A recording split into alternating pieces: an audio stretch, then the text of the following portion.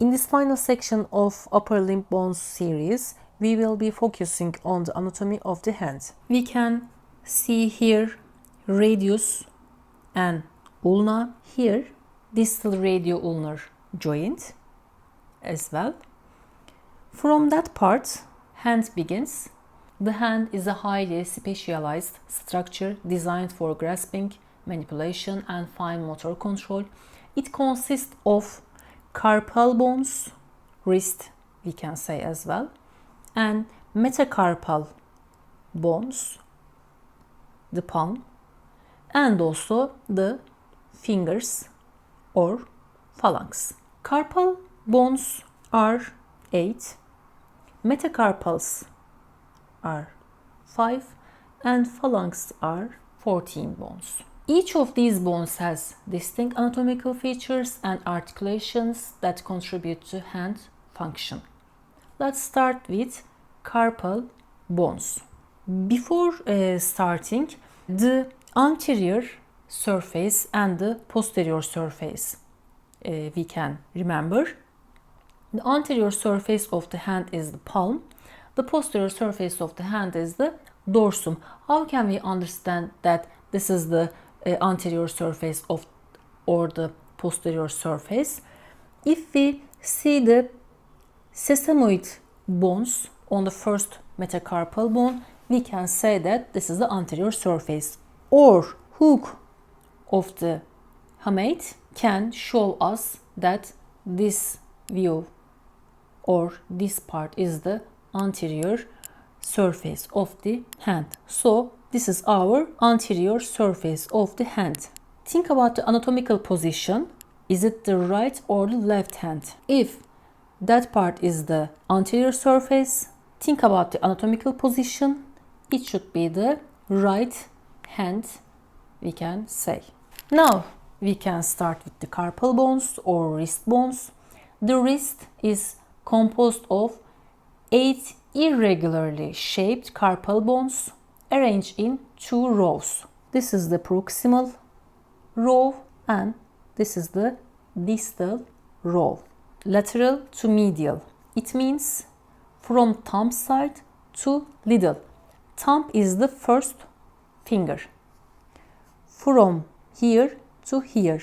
So we can say that thumb is on the lateral. So we can say that thumb locates laterally according to the anatomical position. It means that this part is the lateral side. So the first carpal bone, proximal row, lateral to medial, is the scaphoid, then lunate, trochlearum, pisiform. Let's count again. Scaphoid, it is the largest bone of the proximal row, then lunate, second one, and the third one is the trochlearum, and the fourth one is the pisiform. The distal row from lateral to medial. The first one is the trapezium, second one is the trapezoid, and the third one is the capitate. This is the largest carpal bone, centrally located. And the last one is the hamate. It has a hook here. We called it humulus as well. How can we memorize these 8 bones? Mnemonic for carpal bones, lateral to medial, proximal to distal row. Here, some lowers, try positions that they can't handle. Look at capital letters. Some lowers try positions that they can't handle. Please look at the capital letters. Scaphoid, lunate, trochlearum, pisiform, trapezium, trapezoid, capitate, hamate. You can memorize the carpal bones, lateral to medial, proximal to distal row with this. This can make easier for memorizing. And next, metacarpal bones or palm bones. We have 5 metacarpal bones. The metacarpals are long bones number 1 to 5 from thumb to pinky or from lateral to medial. Each metacarpal has a base, a shaft, and also a head.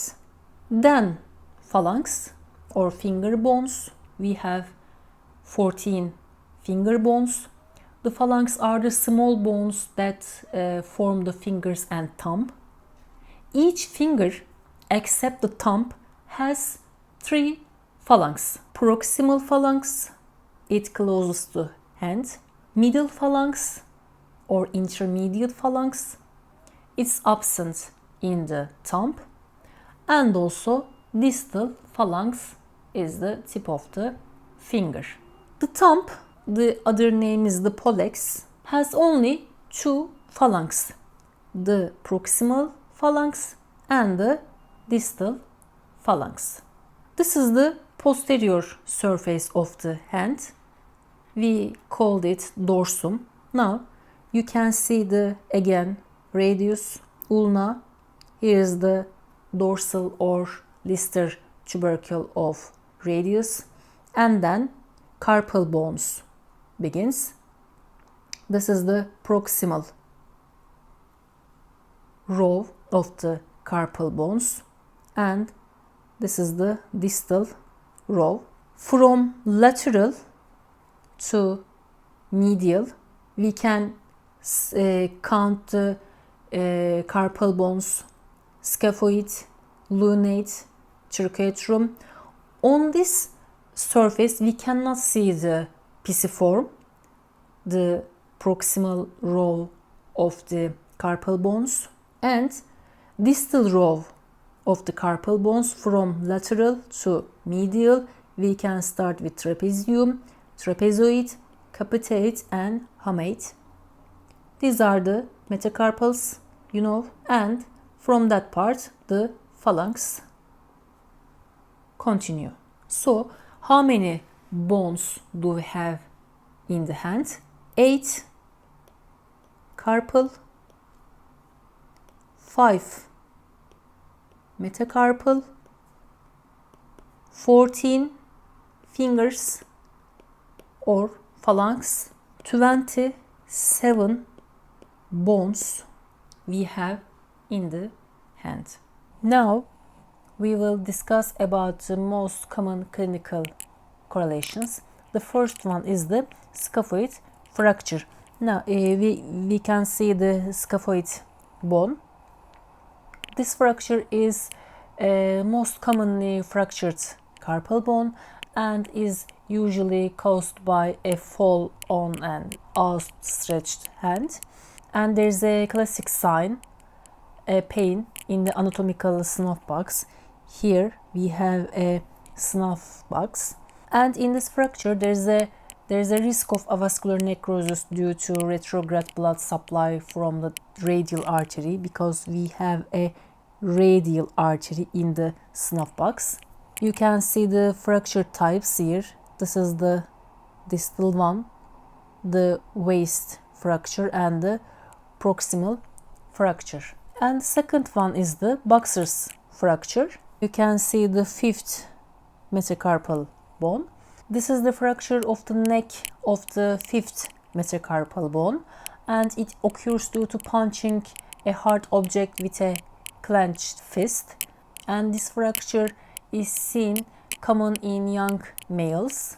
And also a common clinic is carpal tunnel syndrome. This is not a fracture, but anatomically relevant to carpal bones. These are the carpal bones from radial to ulnar, this side. These are the distal row of the carpal bones, the trapezium, trapezoid one, tate, and hamate. And that part is the carpal tunnel. The carpal tunnel is a narrow rigid passageway on the anterior side of the wrist, through which important tendons and median nerve pass into the hand. The tendons, these are the tendons, are the flexor tendons of the forearm. When we look at the boundaries of the tunnel, the floor and the sides, we call it carpal arch. This is formed by the carpal bones. Specifically, the radial or lateral side, we have scaphoid and trapezium. The ulnar or medial side, we have pisiform or hook of hamate, this part. Here is the roof. We name this ligament transverse carpal ligament or flexor retinaculum. As I said you before, flexor tendons and also median nerve pass through this tunnel. The compression of the median nerve within the carpal tunnel, we call this carpal tunnel syndrome. Repetitive wrist movements, inflammation, pregnancy, diabetes, obesity can cause this compressed median nerve. And what about the symptoms? Numbness, tingling or burning in the thumb, index, middle and lateral half of the ring finger, and also here we have thenar muscles. Thenar muscle atrophy in chronic cases is seen, and the symptoms often worsen at night. These three clinics are seen commonly in clinics. And with hand anatomy, we have covered all the bones of the upper limb from the shoulder to the hand. We have explored their structure, function and clinical relevance. I hope this series has helped you gain a solid understanding of upper limb anatomy. If you like this series, make sure to like, comment and subscribe for more anatomy lessons. Let me know if you have any questions or topics you would like me to cover next. Thanks for watching. See you in the next lesson.